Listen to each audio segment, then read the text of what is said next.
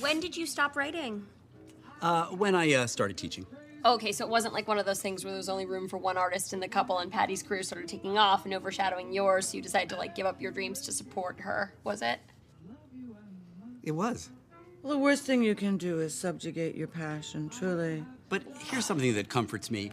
I may be the second wheel, but without me, she would be a mere unicycle.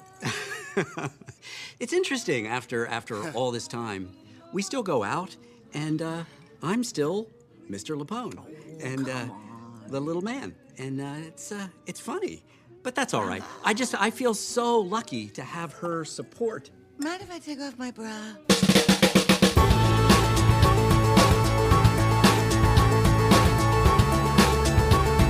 Hey everybody, welcome to another episode of Boys Watching Girls. This is a podcast where two boys are watching HBO's Girls. We are your hosts. I am Joe Welke. I am Vance.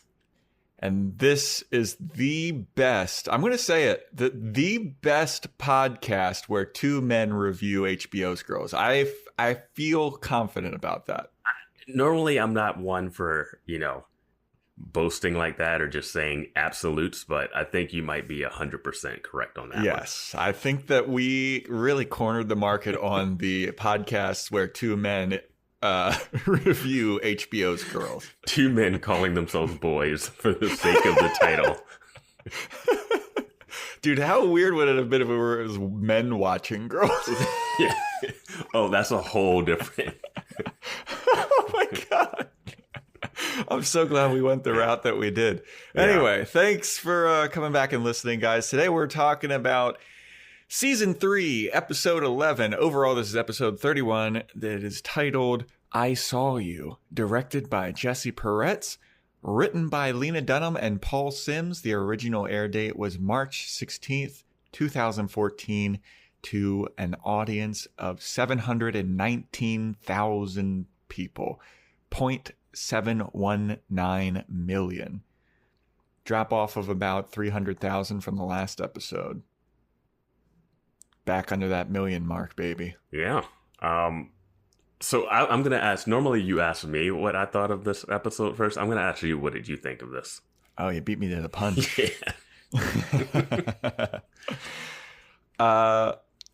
It was a little confusing for me.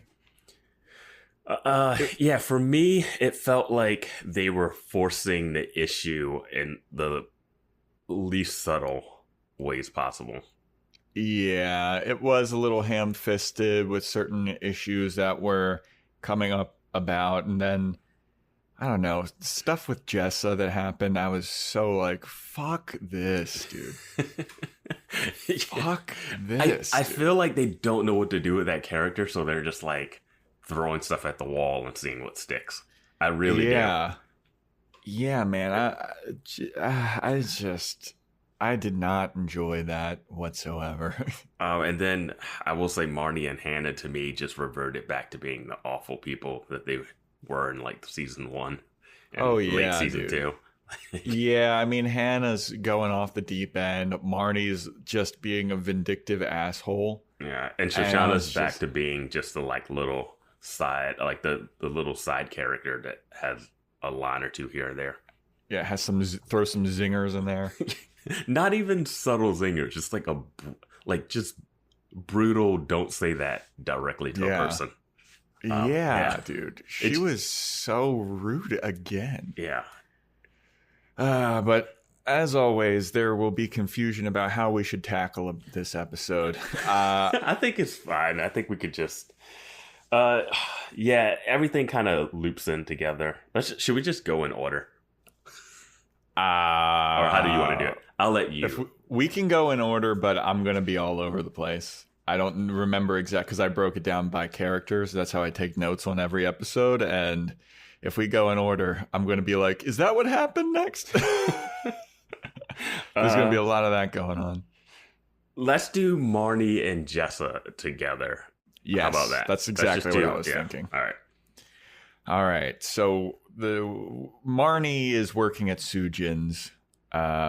gallery, which we speculated I think that you said that she wouldn't, and I think I said that she would take it. Yeah, I thought she shouldn't take it, just because Sude, but it almost turned into like a perfect opportunity. But she's she's gonna be Marnie, which like we're jumping a little bit, but like Elijah really calls it out before she does. Man, Elijah. Yeah. I'm so happy Elijah's back in the show. That guy fucking rules and is hilarious. They cranked Elijah up to like 120 this episode. Like he is not holding back at all anymore in this show. Yeah. So Marnie's working at the gallery, Sujin's gallery, and she's basically doing like, the Charlie work, I guess. If you were watching It's Always Sunny in Philadelphia, she's doing the Charlie work. It's a little higher than Charlie work, but yeah. And a lady whose work she really admires is doing her showcase there. Her name is Bedelia. BD, as she goes by in the episode. Yeah, she goes by BD, so we'll call her BD. And Sujin's like having confusion about what photos should be placed wherever, and BD is kind of like, I don't know, I think that one's kind of stupid. And Sujin's like, oh yeah, you're totally right, like totally kissing her ass. Mm-hmm. So then Sujin has to leave because she has to take a do therapy or something. Yeah, she's going to therapy. Yeah. Yeah, and she's left. BD is left alone with Marnie, and she asks Marnie to like wheel, because BD's in a wheelchair. She asks her to wheel over to a certain picture, and Marnie wheels her over, and she's like, I just want to let you know, like, I studied your work in college, and I have to say I really appreciate it. I really love it. You're such an inspiration to me. And the lady's like, oh, that's nice. Yeah, she goes on about like how her husband teaches at Oberlin, so he pushes her stuff and whatever. Yeah, because he's not over her. Yeah. And Marnie's like, ha ha ha, cool. Yeah. And it kind of ends, that scene ends with her saying getting old sucks. Because women on TV are just husk of themselves, Mm-hmm. And it makes Marnie, I guess, really think and contemplate about like how she's getting older, and what is she going to do? What impact is she going to have on the world? Yeah. And I'm like, okay, Marnie, you're 25, 26. Like, right? You got a lot. You got a lot before you're in a wheelchair, at least. You got at least 5 years before your life is completely over. But I can see, like, but she's already felt like she's behind. Her whole, like, that's been her whole character arc for this whole time. I feel like everybody feels like they're behind. Like, I was talking to I still talk to, like, one of my high school teachers who was also, like, my lacrosse coach. We, like, keep in touch every once in a while. And when I turned 28, I was like, man, I still don't know what I'm doing with my life. Like, I just moved to LA, and I was like, man, I'm so confused. What's my career? And I was talking to him about that, and I was like, you know what's crazy is, like, I feel like I have no idea what the fuck I'm doing with my life, and I'm 28, and you were 27 when you were teaching me, and I thought that you had everything all figured out. Mm-hmm. And he was like, dude, I'm 37. I still don't have anything figured out. Yeah. He's like, I got a wife and kids and a house. Like, I don't know what the fuck I'm doing. Yeah. Yeah.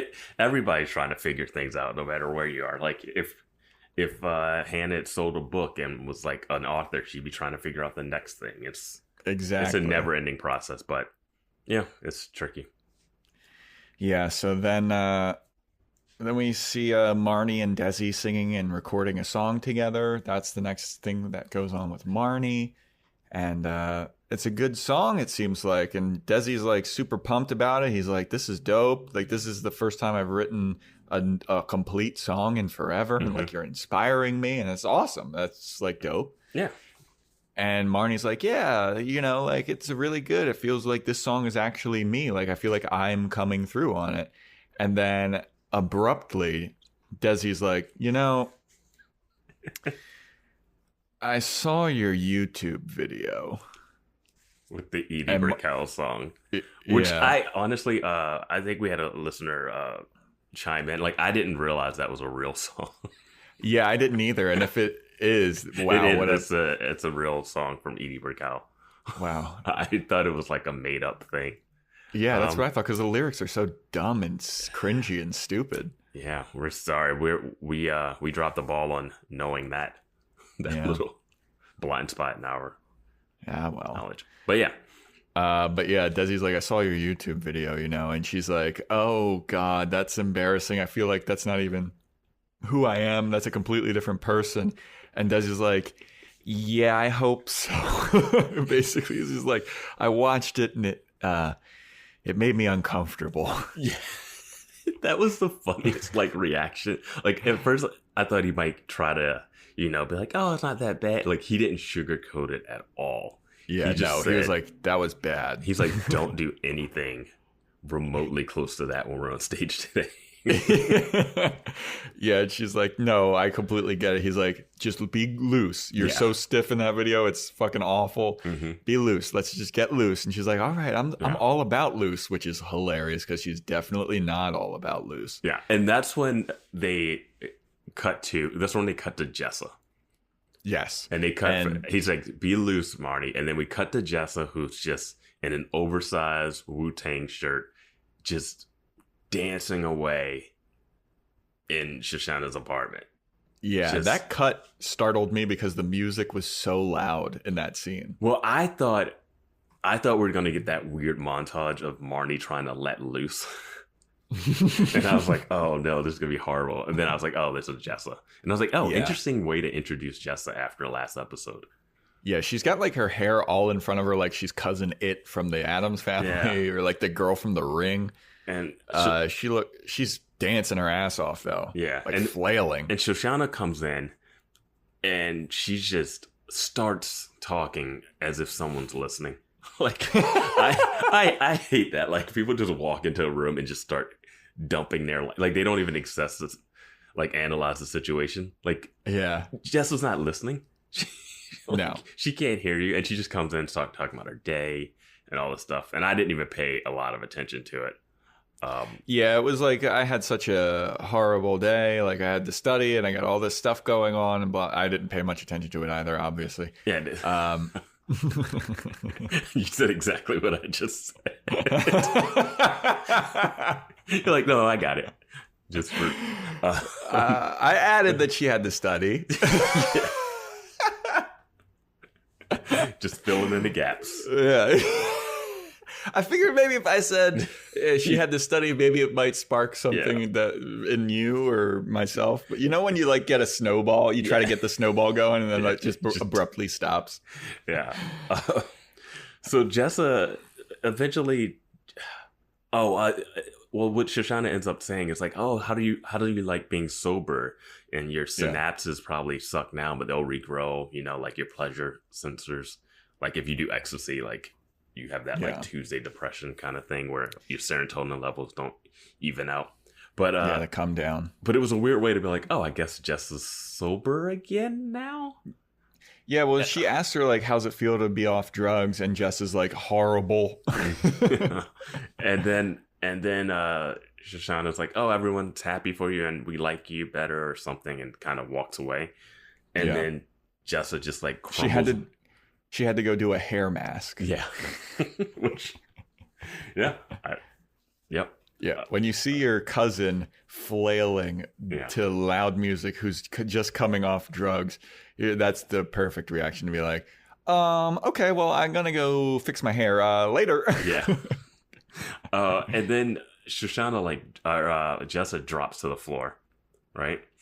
Mm-hmm. And what does she say when she's on the screen? Does she just scream and or did she say something audible there? Yeah, I couldn't hear exactly what she said. It just seemed like she was just screaming. To be honest with you, the air conditioning in my apartment is loud as hell. And before we record, I have to shut it off. So I try to blast it so hard. And it's blasting when I'm watching the episode. So I miss some things that are said. So you crank up the AC and you crank up the volume of Girls. So you're listening at full blast. Yeah. Well, I couldn't hear. I had my headphones. I couldn't hear what exactly Jessa said at that moment. But more or less, she's just letting out a frustrated, primal a primal scream. Yeah. So being sober's hard. Being sober's hard. I bet. I mean, I've never done it. You've only done sober. I've never had to become sober. I've just always been it. So I don't know. Yeah. I'm sure it's very difficult. Think about the pain of being yourself and then transport that into someone else. That's all I ever fucking think about. The pain of being me. Oh, God. So then we go back to Marnie at her job. And she's talking with DB. And DB's like, what do you think about this pig? Damn it. Yeah. Sorry. Whatever. It doesn't matter. She's never going to show up again. She is. She might. She is absolutely. She might. So BD is talking to Marnie about like, what do you think of this photo? I don't know if it fits. And Marnie's like, well, what do you mean? You mean you need to lower it or make it higher or move it to the left? And she's like, no, I just don't know whether I like it. What do you think? And Marnie's like, I don't know. I thought she asked her like if she wanted to move it up or level it, because she had a level. Like she does ask her something, and Marnie's response was, "Oh, I'm not qualified for that." She asked her basically like, what do you think of this as a piece of art? It's like an opinion question. Yeah. Marnie's like, I'm not qualified for this. and she's like, what are you talking about? You work here, like. Yeah, how did you get this job? Yeah, she literally asked her that. And then is this when Jessa comes in? Yeah, Jessa bursts into the door and Marnie's like, hey, Jessa, what the fuck are you doing here? Yeah. Not a good time. Yeah.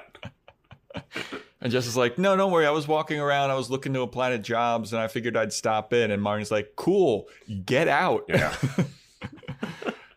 And Jessa just kind of looks... And she's like, yeah, get out. I'm here with the artist, like the woman whose art this is. And Jess is like, oh, this is your art? It's all really good. I really enjoy it. It's really cool. And BD's like, okay, cool. And then Jessa goes, except for that one. And it's the exact one that they were just talking about. Yeah. And she's like, I don't know. That one just kind of sucks. Yeah. And BD is like, I like your intuition. Yeah.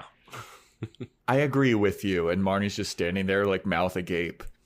And she's like, Jessa says that she's around looking for jobs because she needs to get a job. And then BD is like, well, I'm actually looking for someone to be an archivist. I'm looking to hire somebody. Would you be interested in that? And then Jessa's like, what does that do? She's like, it's just basically I have a bunch of crap in my studio and I need someone to organize it. Can you alphabetize? And Jess is like, yeah, I think I can do that. My favorite part when she asked about alphabetize, she was like, yes, have you heard otherwise? There's someone saying otherwise. It's like when Jess is like, can be perfectly written. Like that's a great like Jessa line. Like it's so funny. Like it's someone saying otherwise. So basically BD hires Jessa, and while all of this interaction is going down, Marnie is just standing there staring, mouth agape, like, what the fuck? How did Jessa get a job? Yeah. And I'm stuck working for Sujin instead of the woman that's inspired me.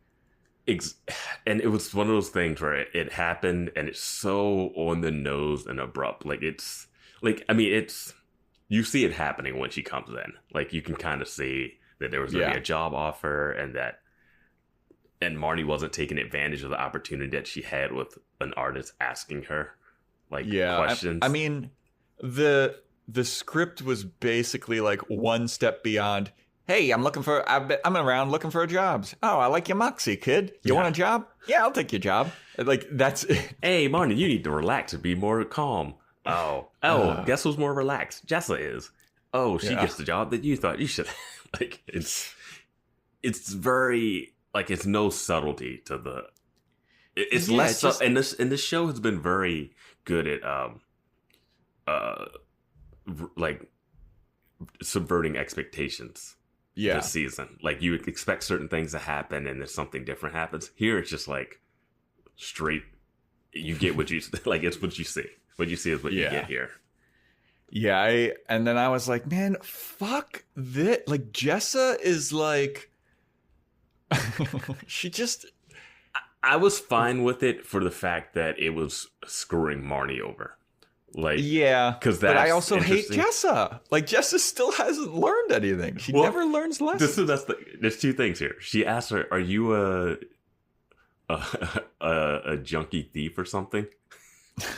Or like, are you like a crack thief?" Yeah. And she's like, "Not anymore." Yeah. She's like, "All right, I'll see you tomorrow." Like, this one woman just comes in. Jessa also says she wants a job that doesn't utilize her sexuality, her blatant sexuality or something.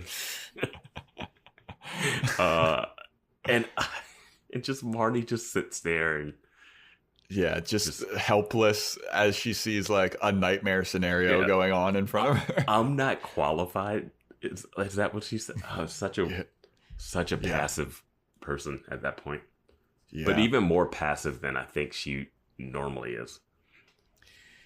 Yeah, it was weird, man. I mean, I get like being kind of, I guess, starstruck by the person that you admire or whatever, but and I could see how she could be misunderstanding, like, oh, do you want me to like move it because that's her job as the curator or whatever she is, assistant to Sujin. Yeah, I guess she doesn't want to like. I would see Marnie as a person that would try to undercut Sujin at all times. That lady put Marnie in like kind of a hard spot because it's like if she says something that Beatty doesn't like, then Beatty could complain to Sujin and then Marnie loses her job. Yeah. So I get where Marnie's coming from, being like, I don't know if I should. But the stakes really are so low when you took this job. This is the best thing you could have is meeting up with this lady. This is like a step above an internship. And you can tell Beatty does not like Sujin. Yeah. It looks like Jessa's going to be working for Beatty unless next episode she's like, oh, I hated that lady. Oh, well, I wanted to bring up this. Well, we know that Jessa doesn't work at the children's store anymore. Yes.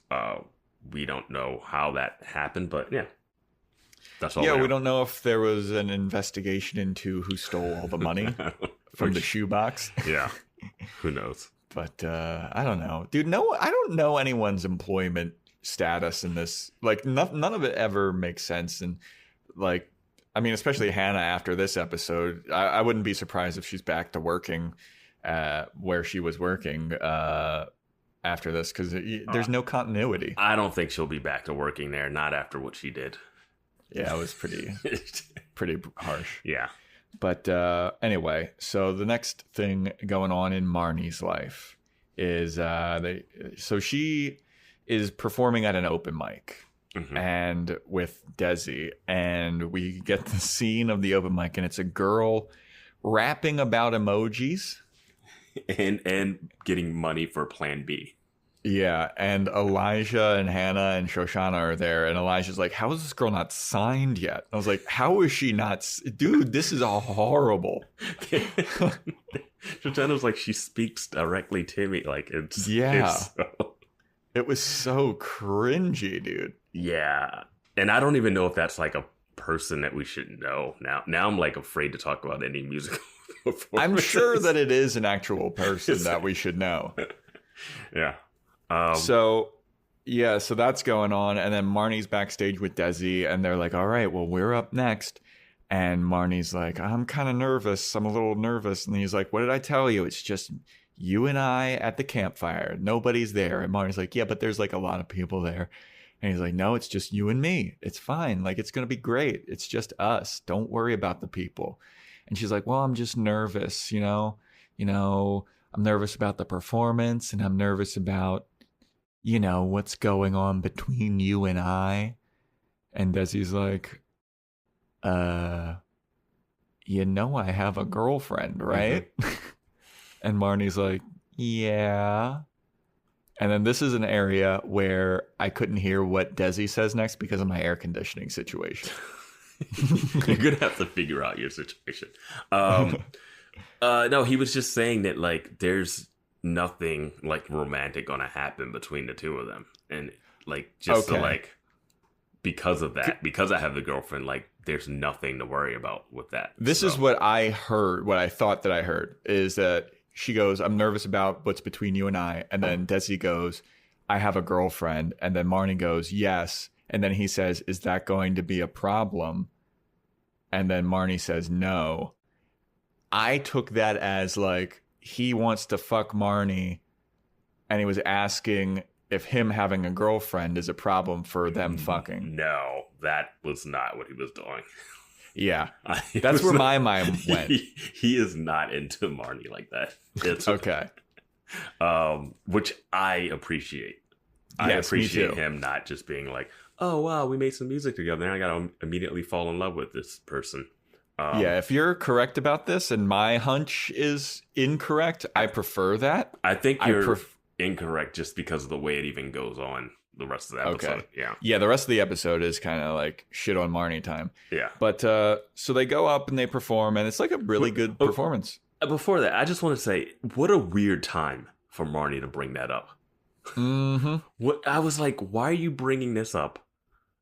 Yeah, right before you go on stage. This is like an after stage thing. This is like back at the loft or apartment. Like, she's like, I'm nervous. I'm sure that Desi's nervous a little bit too. Like he's like, no, it's just you and me. But I'm sure that he's nervous a little bit at least. I mean, he's about to be in a Broadway play.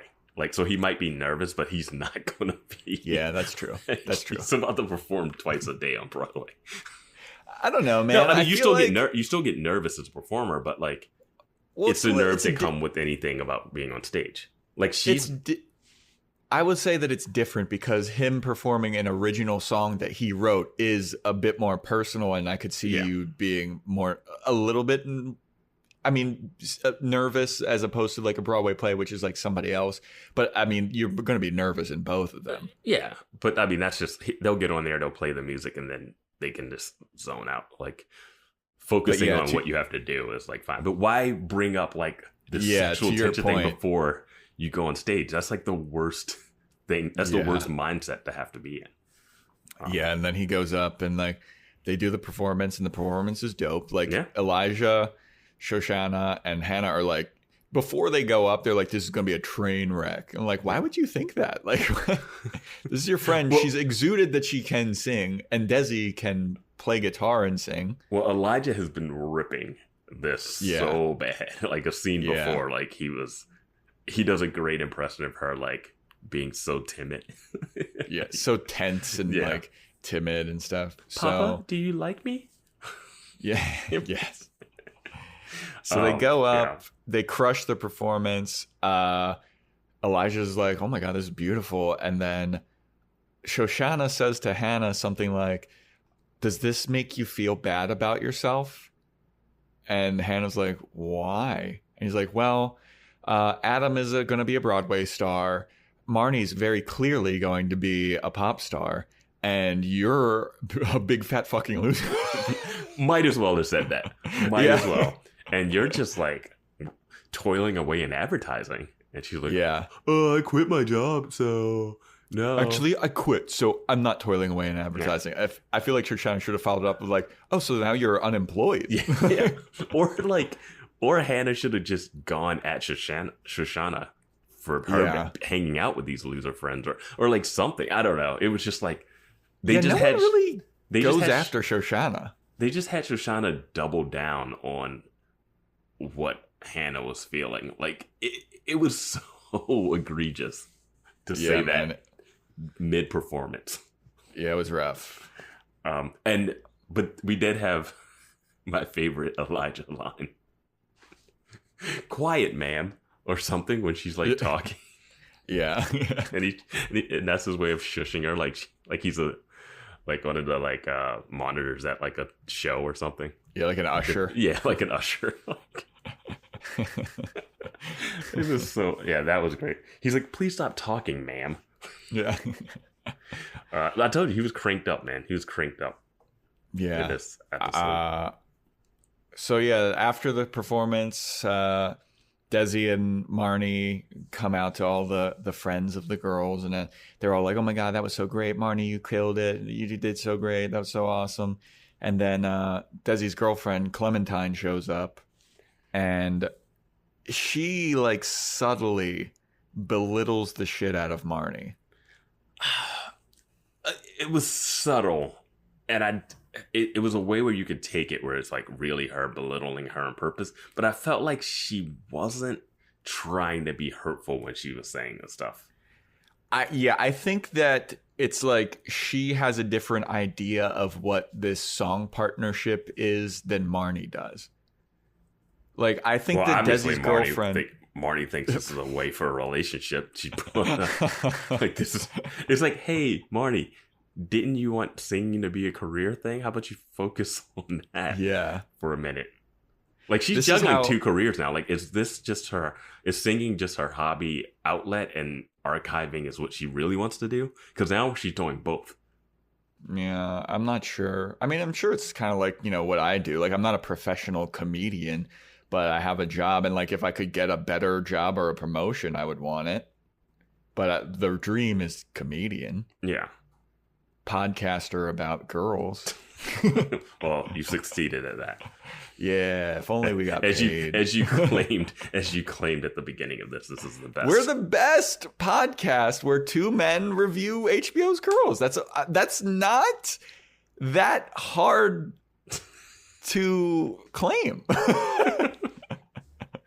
But it's true nonetheless. Yeah. Clementine's played by the actress Natalie Morales, who I believe she was in like Parks and Rec, and she's in this show Santa Clarita Diet.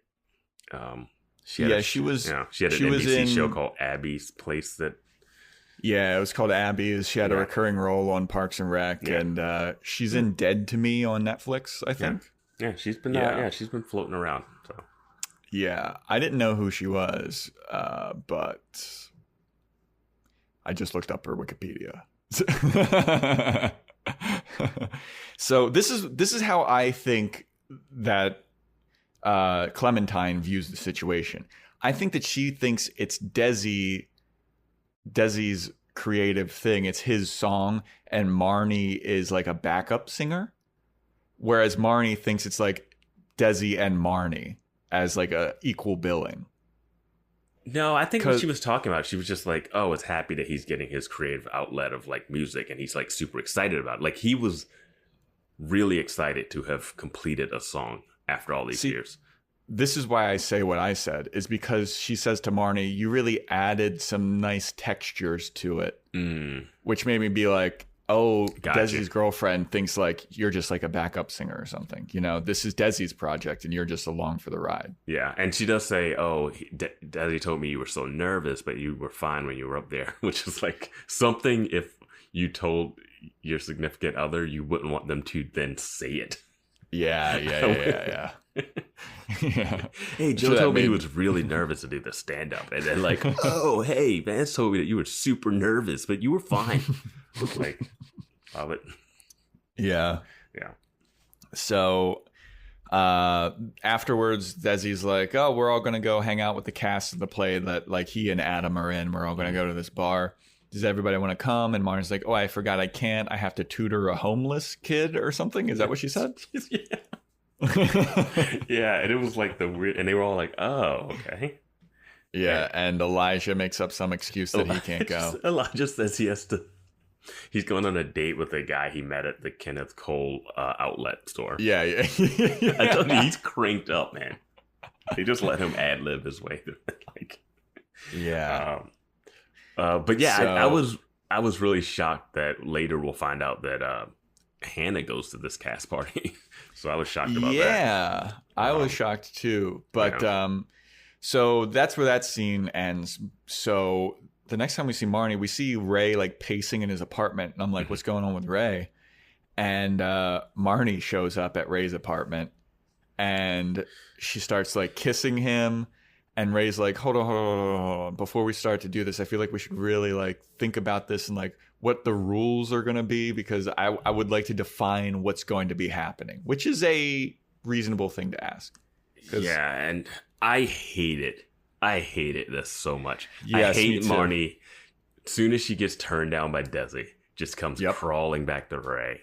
Like, I literally wrote down, Marnie goes to Ray's to get her attention fix. Yeah, and it's just like, oh, you're the worst. Jessa deserves that archivist job. Yeah. Like that's the thing. I'm so mad at Marnie that I'm like fine.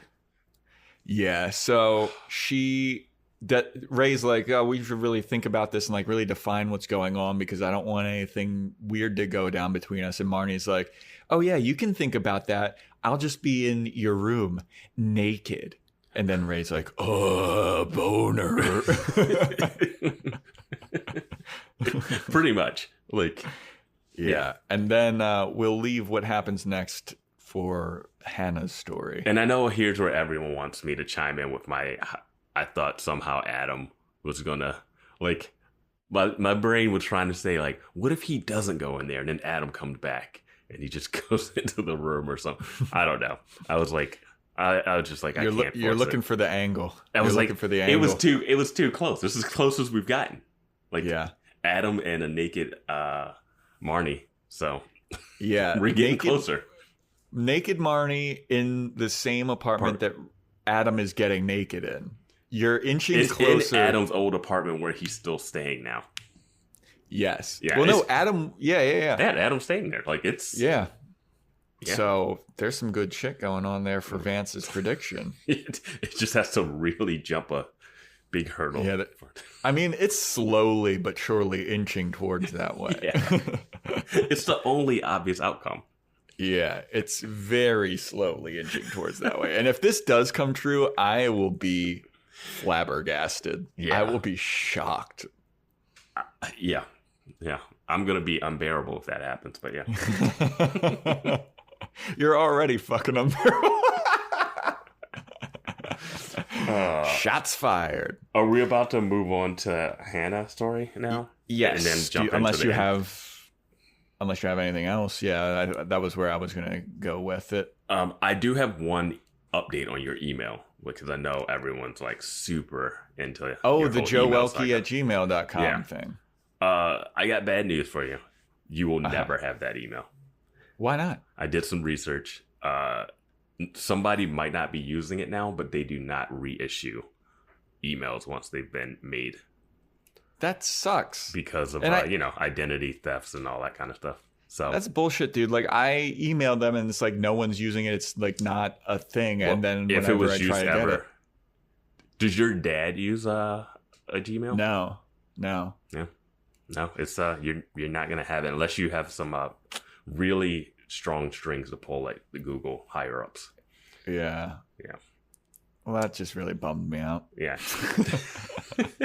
So let's talk about Hannah. Yeah. Maybe if I went with like the Joe Welke, like the Joe Welke at Gmail. Joseph Welke is fine, I guess. None of it matters. No one cares. Anyway. You just all click right. On that link. note.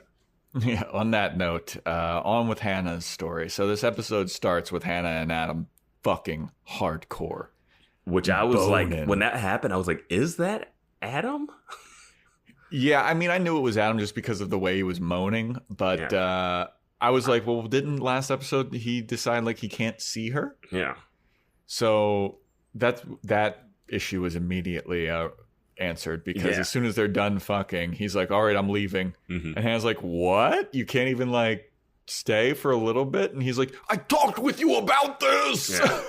And in this one, I was on Adam's side. Like, I get Hannah's trepidation with the situation, but the way Adam was trying to he's trying to make it work. Like, he's explaining himself clearly. He's not just like mumbling. Like, he's like, this is what I need to do just to like focus now. And he's laying it all out. Like, I would love to just stay here and do this, but when I see you, it's playtime. And when I'm away, like, he might have said that later, but like, it's playtime when I'm with you, and it's work time when I'm not. Yeah, he says that a little bit later in the episode, but he's like very clearly spelling it out with like, hey, like, I initially was like, I need to stay at Ray's because I can't be around you. Mm-hmm. So it seems like he's trying to make it work. I mean, in the most fuckboy way possible. He's like, I'll show up and I'll still fuck you. Yeah. But then I'm leaving immediately.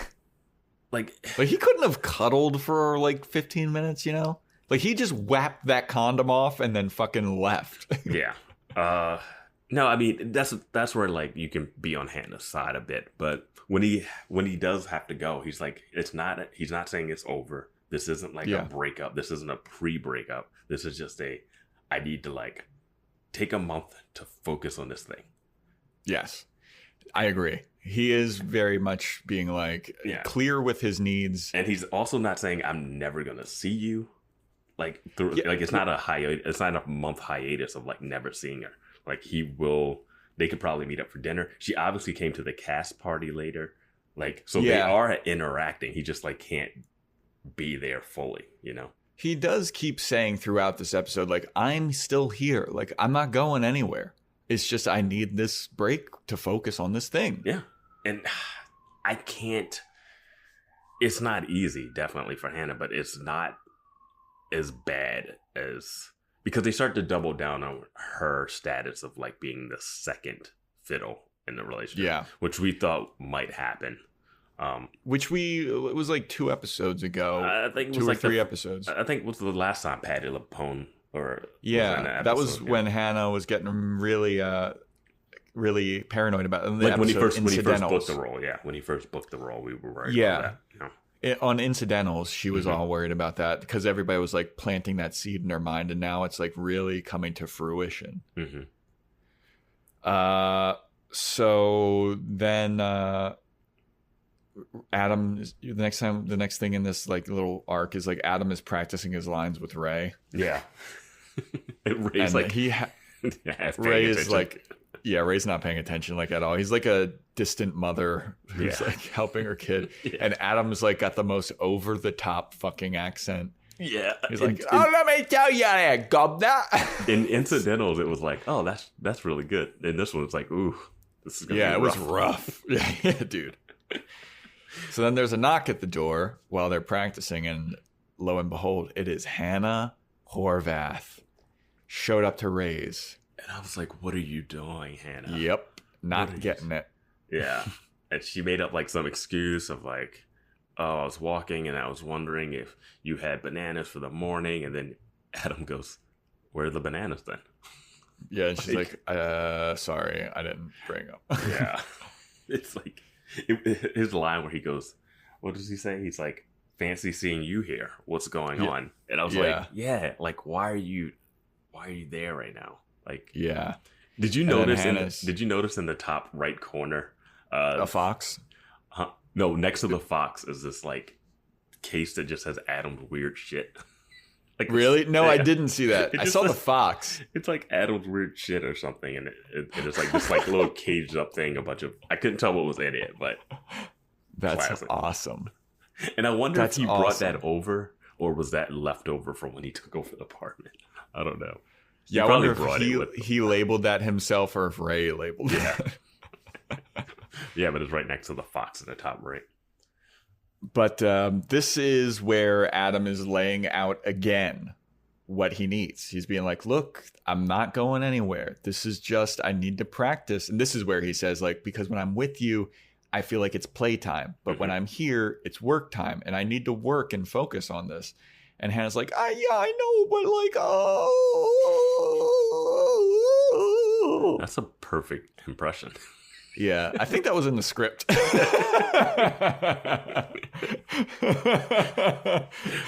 We don't normally get the scripts for these, but this one we wanted to get the wording just right.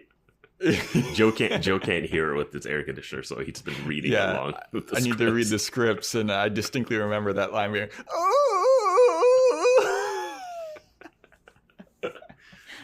I'm so sorry, everyone. So Hannah's like, well, fine, then I'm leaving then. Trying to make a big, like, dramatic storm out thing. And then Adam's like, Hannah, just wait. Hold on. Yeah. And then they take a cab together to Hannah's place. Mm-hmm. And I was like, is Adam going back? And then he, like, basically kicks her out of the cab. He's like, all right, see you later. Yeah. I was like, yes, Adam. Like, everything that Adam did in that situation, like, and if you're on Hannah's side fully, like, you'll never, like, agree with Adam. You'll be like, oh, Adam's being a complete selfish jerk or whatever. But he does bring up that this will not always be like this. Like, in the first scene, he's like, this isn't going to be like this always. And she's like, is it going to? He's like, no, this is exactly what I don't want to. This is why I'm leaving. And then when she tries to storm out, I love that he didn't let the storm out happen. but I'm also happy he didn't just give in. Yeah, he didn't fold. Yeah, he was like, no, we're not going to let you storm out. We're going to take this cab ride back.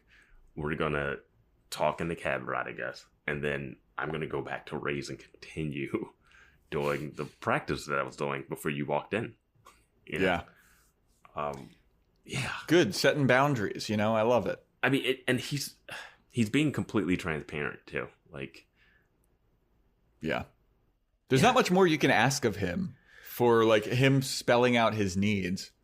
Yeah, and it's like, just I could understand if, like, Hannah thinks it's, like, too much, and, like, I get that. I see her side. Yeah, but absolutely. like, if he really feels like he needs to do this, he's spelling it out as clearly as possible. What if he got what if the show went on the road? Like, what if he got an acting job and he had to go away for a month? Like, yeah, to be somewhere. Like, it's the same kind of concept. Like, yep, just let him get into a groove of the show, and then once that becomes just like, oh, I know what I'm doing, then he can get back into the whole life stuff. But like, this is huge for him. Like, and it's not taking away anything from her besides him just like not being there fully. Like, take a vacation from Adam. Everyone wants a vacation from him. But yeah, I mean, I get it. Like, she wants him around and she's worried about the long-term repercussions, but he does not appear that he's getting sucked into the world of like the theater folk. Like, at any point. Yeah. Well, or at least even if he is, he's not leaving Hannah behind. Yeah. Yeah.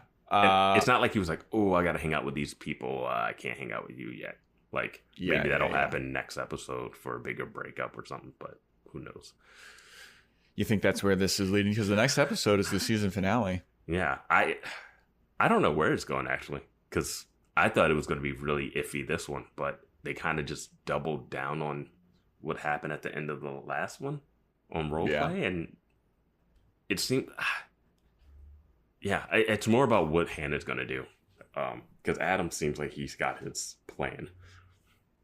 I feel like it might be Hannah breaks up with Adam if they do break up. Yeah. No, there's seeds planted. I guess this might be it's kind of one of the next scenes where Ray and Adam are in the bathroom. Is that coming up?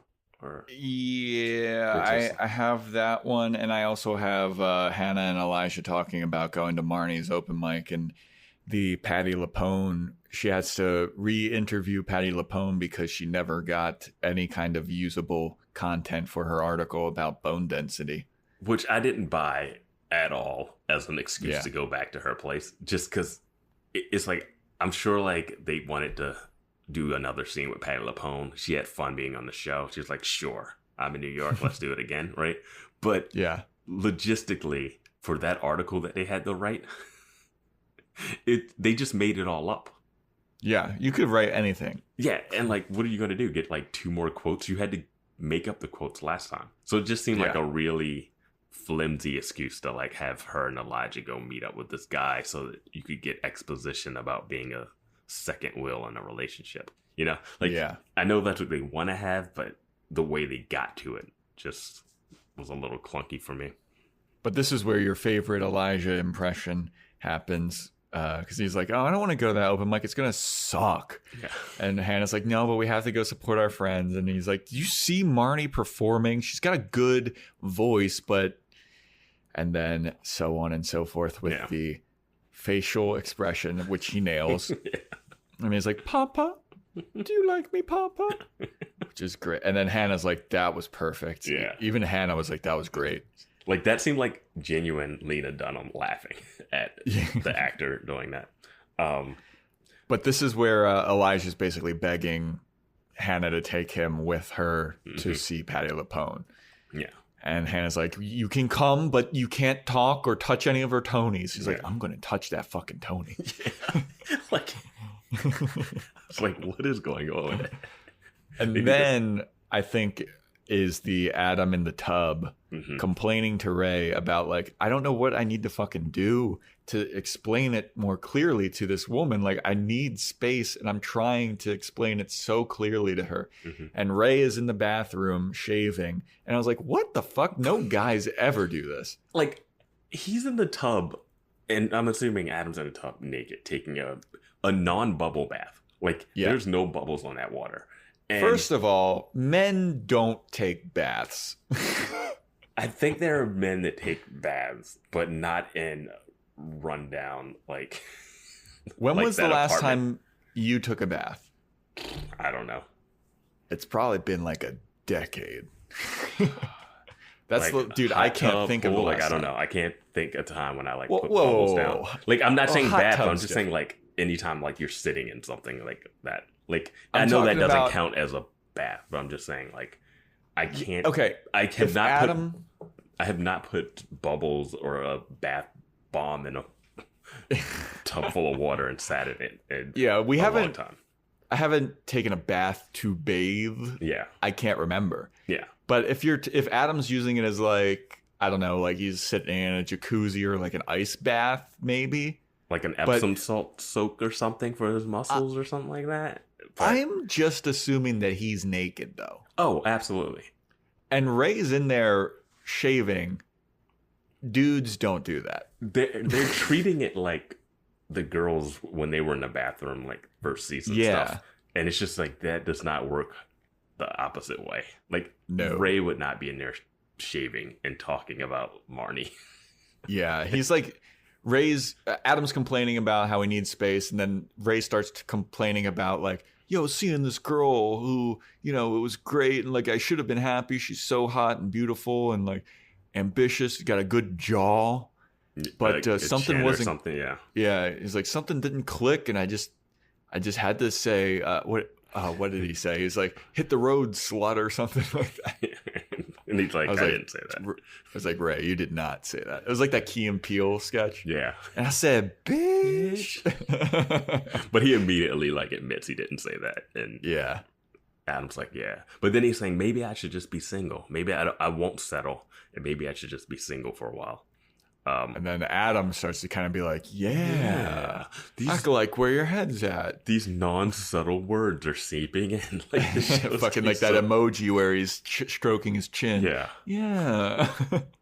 Like, it's definitely like way too much on the nose stuff with people saying things to him. Yeah. But then we go to Patty LaPone's, Yeah. and she's already had a few drinks. Oh yeah, Patty LaPone is on one. Yeah. Elijah comes and he's like, "This is my friend Elijah," and she's like, "Look at this tall glass of water," Yeah. and Elijah's like, "She likes me." Yeah. He calls himself like underdogs, and she's looking at him like, "What are you talking about? You like handsome?" Like, Yeah, she's like, "You look like a Kennedy." yeah, with the bow tie. He's got a bow tie on. Yeah. But basically the gist of this conversation is to meet Patty LaPone's husband, who is like... This is the story. This is the story reason, not the like plot reason. Yeah. The story reason is like he is second fiddle to Patty LaPone. And Hannah's worried that she's going to be second fiddle to Adam, and she's going to have to give up all of her dreams in order to support his. Guess what? He happened to he it turns out he was a writer. Yep. Who gave up that dream of writing to become a teacher at the Cooney schools. Yeah, she outright asks him like, "Do you ever feel like you had to give up your dreams in order to support Patty's?" And he's like, "Yeah, of course that's what happened." I was like, "What?" And then he goes on to be like, "Yeah, you know, everyone just calls me Patty's husband when I go out. You know, I'm Mr. LaPone, you know, or something like that. Like, Yeah. I'm never my own person, and you know that's fun." Like, it was so on the nose in a way that no one would ever speak about it. Yeah, and no one would ever be okay with that. Well, unless you're like into like some kind of sub-dom relationship. Yeah, or like even if you would try to put a spin on it, you know? Yeah. You'd be like, no, and it gave me a time when like you would have like some defenses already built into your like description. Yes, exactly. Of it. Like you wouldn't just come up. Like my want to be a writer wasn't as strong as my want to be with Patty, who I love. Yeah. You know, he's like, and I can still write. Like, I'm a professor. I'm helping the world in other ways. Yeah, you would have all just those feed like those bullshit lines. Just don't be like, yeah, I gave up my dreams and it's cool. it would be exactly like the lines that all the writers at that GQ place that she's working had. Like they all had like, oh yeah, I've got a new idea, or like they would all have. They wouldn't just be like, Yes. no, I just gave up my dream of writing because no this. Exactly. Dude. Yeah, like it was so. Like I just felt like they could have done that just a little subtle, and we would have got the hint. But it was just comically over the top. Also, the whole time at Patty LuPone's apartment, Elijah's acting like an ass. He's making an ass out of himself to be like such a brown nosing ass. He had such a great line. I forget what it was. When he was like a teacher and. He was like, "How do you like that?" Or something. It was like right when they were passing the cigarette. I can't remember what it was. Yeah, I like that. Yeah. Yeah. He's just so bad. They cranked him up, man. I'm worried we might have too much Elijah. I'm worried. No, I like it. This is the max amount of Elijah that Elijah could be, though. If he's any more Elijah, that's what I'm saying. Yeah, it's rough. Yeah, that could get weird because he is no holds barred in this. Yeah. So after this scene, because we've set it up, we cut to her. Set it up immediately. This is the biggest alley-oop fucking ever. Yeah. Like, there's no defenders even. Yeah. They go right to the work, her job, and they're doing, right? They had GQ. At GQ, yeah. And they're in one of their little boardroom meetings. And I don't know what they're pitching on. But Kevin's doing some horrible pitches. Yeah. Like as usual. And everyone's like engaged, and you see Hannah just slumped over. And then she just starts calling everyone out one by one. Yep. She's basically like, what the fuck are we doing here? Are we even writers? This is bullshit. This job sucks. Like, we're not even doing anything. We're not even doing anything creative. Mm-hmm. And then she just attacks. I don't know what she said about Karen. Did she say anything about Karen? Because she like rips into Kevin hard. She goes into Kevin about his poetry and like rhyming something, and he's like, "You approved it. You approved it. You approved it." And you it was like, when are you gonna go from calling yourself a poet to former poet? Yeah. And also rhyming need with tweed isn't the best. And he was like, "Need for tweed was approved. You approved it. You approved it. You approved it." Oh, I think with Karen, like. Hannah says some word that's made up, and she's like, "That's not even a word." And she said, "Oh, you came up with like fashionaholic or something." Pantsaholic or something. And she's like, "Yeah, that's not even." That. Yeah, she was like, "Coming from the woman who coined pantsaholic, that means nothing to me." Yeah. And then she gets into Joe about like, "Why don't you use some of that witticism on the page?" And just like, just going around, just ripping everyone. Being a complete asshole. And I know we're at the end of the season, so we're probably not going to see these actors again. But I was like, I kind of like this group of people, and intrigued to see if they would get out of their own slumps. You know? Yeah, dude, I liked that group of people and like how Hannah interacted with them. Everybody was like nice and had their own character. Yeah. Like Joe was super nice. Yeah. Karen was really funny. Kevin was like a goofball idiot. Yeah. The actor that played Joe, I looked up before. He's in some big stuff. He was in something, and I'm drawing a blank. So this is a terrible podcast thing. He looks familiar. I'll give you that. What is he? He was in something recently. Anyway, look him up. Yeah, look him up. Go look him up, people. Yeah, email us. Tell us what he was. Yeah, you guys know what he. This is on you now. Yeah. This is on you. There's no pictures in this podcast. Watch TV. Yeah. Yeah. Dude, I think the new crown for the state with the most listens is Virginia. Virginia coming on strong, overtaking North Dakota this month. Yeah. Thanks, Virginia. Virginia's for lovers, right? Is that what their slogan is? No. At least it used to be. Now I don't even want to know what it would be. I don't know. But shout out Virginia. Thanks. Yeah. Also, if you know what Joe is from, email us. BoysWatchingGirlsPodcast @gmail.com. We might mention it in the next episode. Maybe not. Who knows? We'll give you a shout out. Yeah. We'll call you Virginia again. Yeah. So Virginia emailed us. See if you can get that Virginia Gmail account. Yeah. So yeah, she's ripping into everybody, and then the boss is like, "Hey Hannah, guess what? You're fired." And Hannah's like, "Good." And then Joe's like, "Hannah, why are you doing this? Like, we really liked having you here. I was nothing but nice to you. Like, we don't know why you're doing this." Mm-hmm. And she's like, "Hey," she says something about like how she's a chubby girl and he's not the one. I'm not the one that you should be chasing after, you know, or something. And I was like, well, I was twofold here. One, I was nervous that she was going to call out him liking Karen, because that was a love story that we never really, or like an office hookup thing that never really panned out. But I was like, oh no, please don't say anything to blow up his spot in front of Karen, right? And then when she said what she did say, I'm like, what are you doing, Hannah? What are you doing? It was basically like, I'm chubby and you love it, but I don't, like, in your dreams, buddy. Yeah. Like, what? Wow. It was just like, Hannah, I could relate to you, like, being stressed out about the situation, like the first time when she was worried about being trapped in this job. But to then, like, take it out personally on everyone, I'm like, that, not a fan of that. Yeah. Yeah. So then it's the open mic, and that's where Hannah gets shit on some more. As we already talked about. And then, so after Desi invites everybody to go to the cast party, Hannah shows up at the cast party, and she's hating it. She is not enjoying these people. You've been to like these actor like post show like things, right? And it's always, if you're not a part of it, it's so weird. Exactly. Yeah.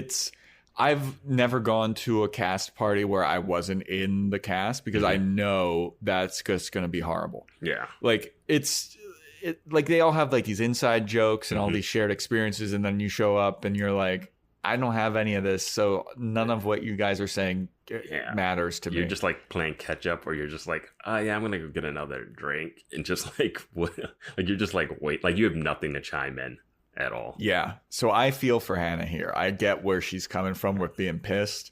And because you go ahead. Sorry. Oh, well, this is how I liken it. So like I don't drink or smoke or anything, but here's what I am able to. So I don't get invited to a lot of like parties because of that. Really? Yeah, dude. People get really like self-conscious about that kind of stuff. Even in LA? Here's the thing. Yeah.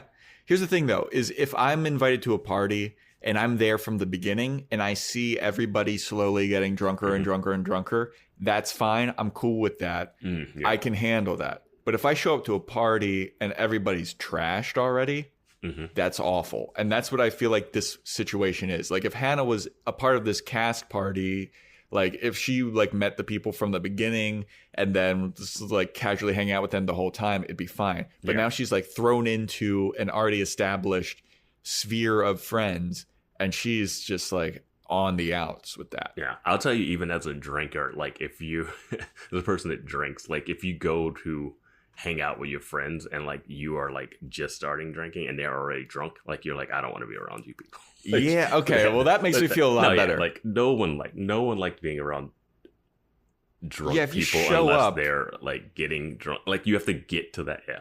Yeah, you got to be on the journey with the person. Yeah. Like if you're just showing up and everyone's hammered, like that's awful. Yeah.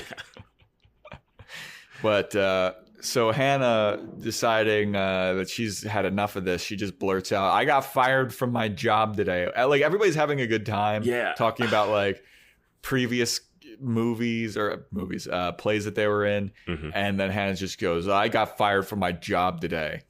And just everyone's like, oh, fuck, this is a bummer. Freaking Debbie Downering it, right? Like, I know. Well, the one actress goes, oh, Hannah's Adam's girlfriend, you have the floor. And she's like, I'm Hannah. Like, it's just a direct First callback. of all, my name is Hannah. It's a direct callback to Patti LuPone's husband's line. Yeah. So it's just like so on the nose with everything for some reason. I don't know. Yeah, this episode's very not subtle at all. Not subtle. But like, the whole season's been pretty, like, it hasn't been the most subtle show, but they haven't been like showing you one-to-one like this thing, like, because incidentals, which he's like, he's gonna be a horrible person, and we're expecting Hannah just to go, oh crap, I just don't like any of this. I don't think this is gonna work out. And instead, they like make up at the end, and she goes to work, and she's like, I don't know why I'm feeling this way. Like everything seems like they're trying to go away from the obvious, and this one they're just nope. He said that, and this thing is gonna happen to you right away. They take that fucking obvious shit and they just sledgehammer it into you. Hey, Marnie, you need to be more loose and you maybe succeed in life. Hey, Jessa, she's super loose. She's succeeding now. Yeah. Oh, man. So the Hannah's like, no, it's cool. I wanted to get fired. And then so people were like, how'd you get fired? And then Adam's like, why did you want to get fired? And she's like, because it was bullshit and I wanted to get that unemployment, baby. And everyone's looking at her like, wow, you're a real fucking loser, dude. Yeah, and I thought like she was going to be like, oh, I'm going to get the unemployment and like work on something during that time. I thought she was going to say something else. And it was just like, nope, that was it. Yeah. Okay. And it bummed everybody out. Yeah. So then we get a scene. I feel like there was another line in there. I don't quite remember what it was. Do you? I don't think there was anything else like after she says that. Yeah. Well, at least nothing of importance. I think they just kind of hung on her face there. Yeah. Yeah. So then we get Adam carrying Hannah into the apartment with Ray, and they start to like hook up. And then we hear sounds of passion coming from Ray's room. Yeah. And Hannah's like, what the fuck? What is that? Who is that? And Adam's like, it's none of your business. What are you doing? Like, we're about to fuck. Like, where are you going? And then she's like, no, it is my business. So she goes in, opens the door, and sees Ray and Marnie fucking. Marnie jumps off of him, still not showing an ounce of nudity. Not even a butt cheek.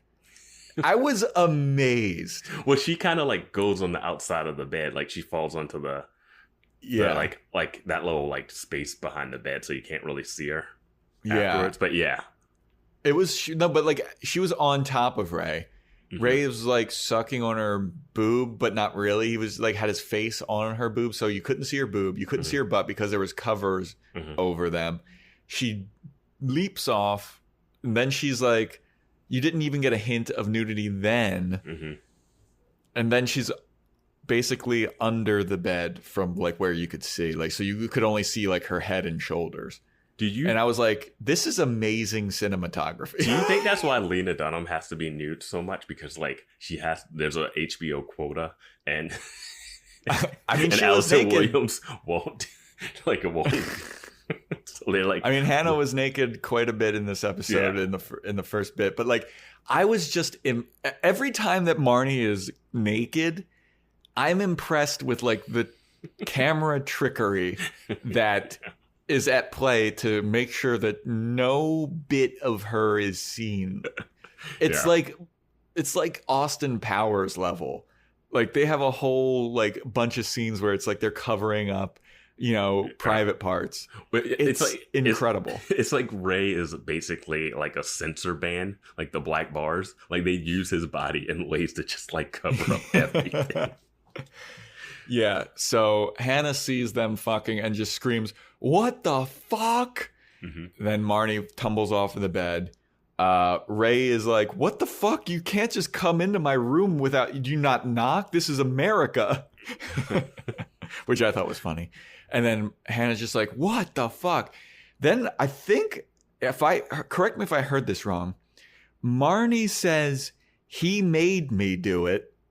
Yeah, she said he made me. Yeah, he made me.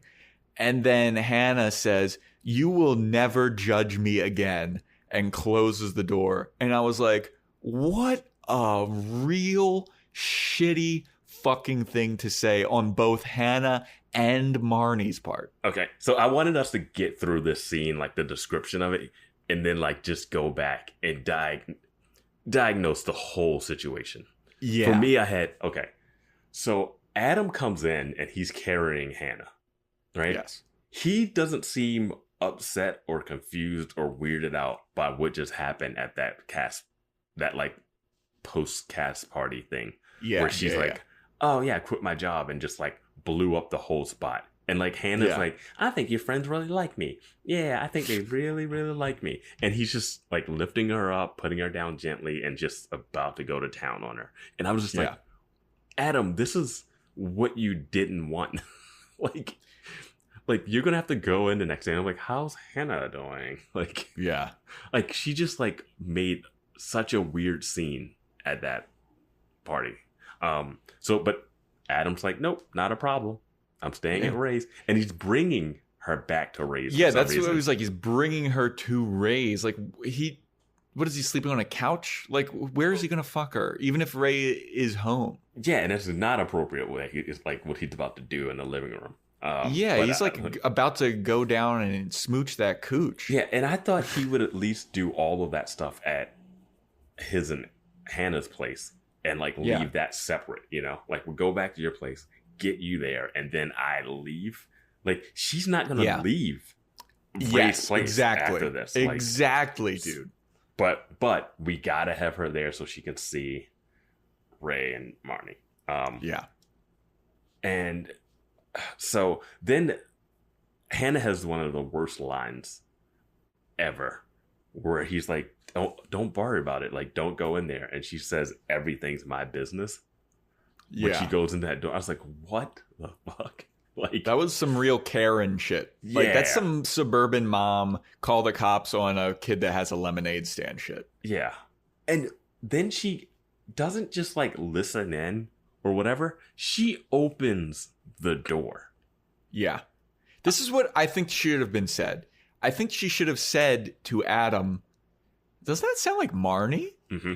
There should have been like that sounds like Marnie. Yeah, or but something that doesn't make it seem like everything's my business and I'm going to kick the door down. And Ray could have been with any girl. That's what I was about to say. What if it wasn't Marnie? Yeah, like then you just burst in on Ray banging some chick in his apartment, which again would be exactly why Adam needs to stay away from you.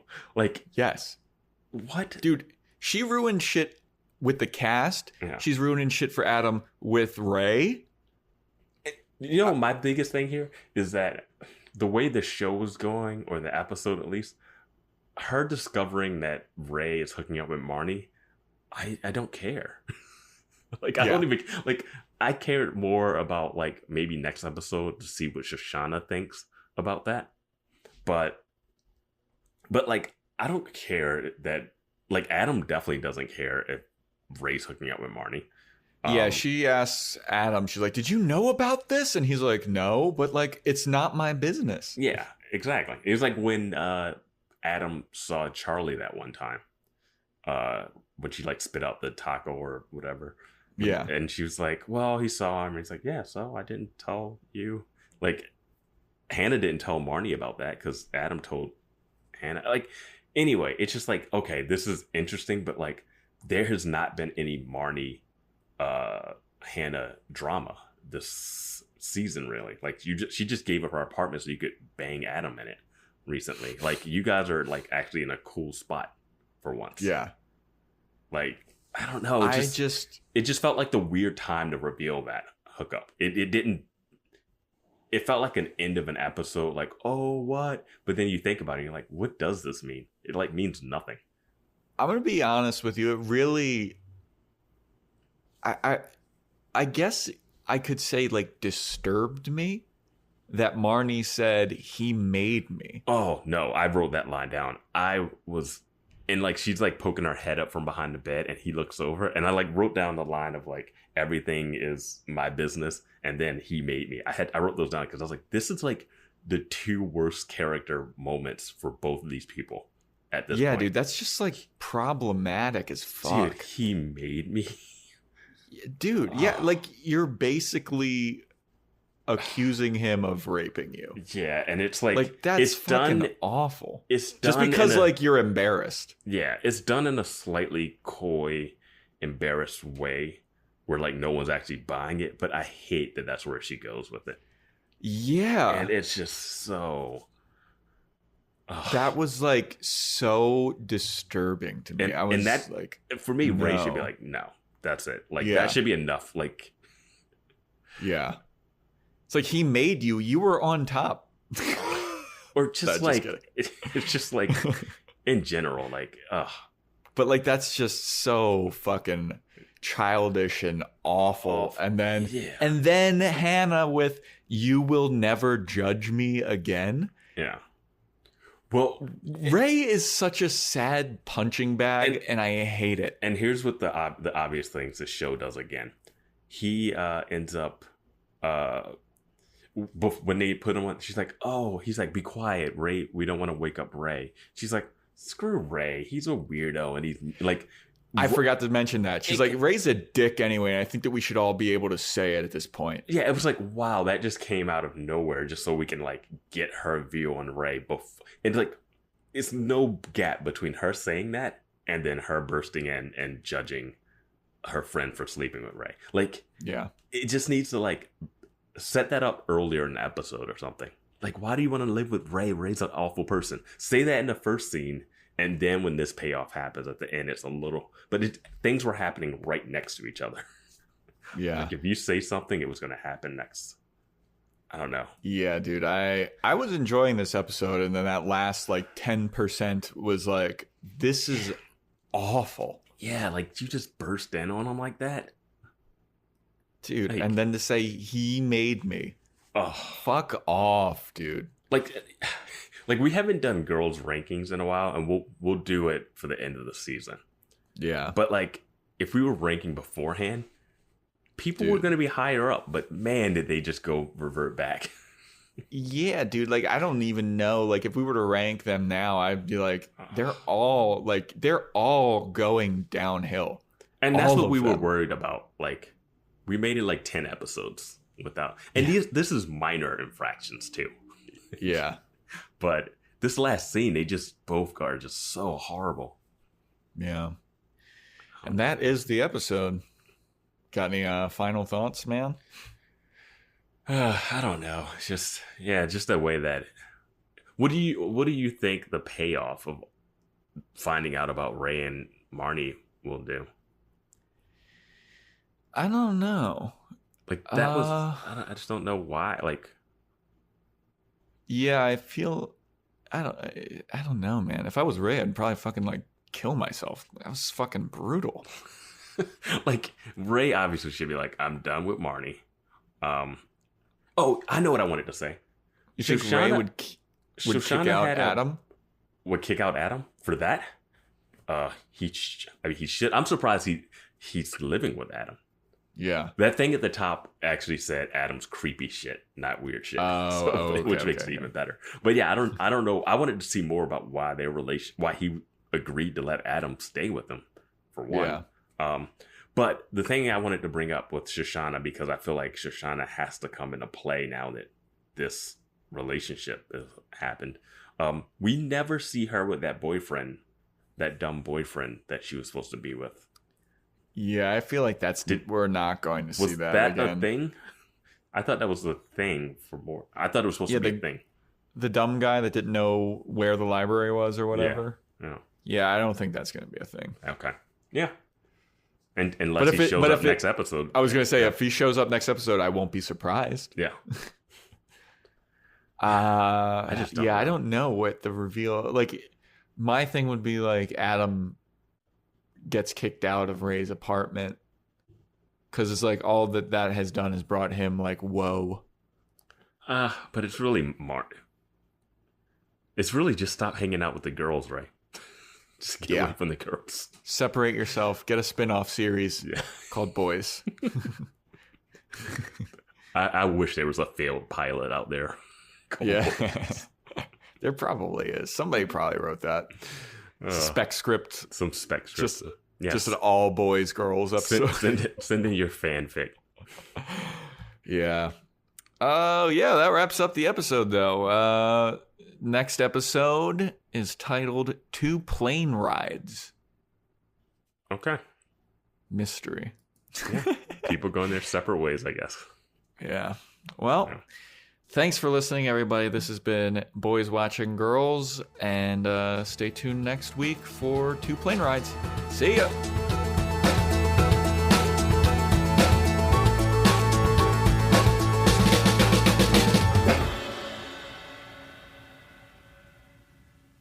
Papa? Am I a pretty girl, Mama? That's so good. That's good, so right? true. That's so good. Really good.